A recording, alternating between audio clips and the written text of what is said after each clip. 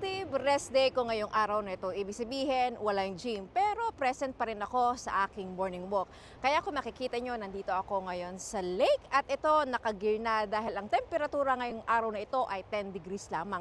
Malamig, kaya no excuses pa din. Naka-beanie, naka-gloves, naka-jacket at itong makapal na sheep pants para anti-lamig. Alam na, medyo nagkakaedad na tayo. Kaya naman, no excuses pa rin, tuloy pa rin ang daily walk.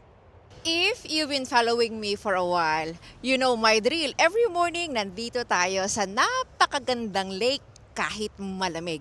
No excuses pa din tayo. At another one round later on after dinner kasama naman si Habi. Rest day tayo pero hindi ibig sabihin wala na tayong gagawin. We have to keep moving pa din kahit lakad lang yan.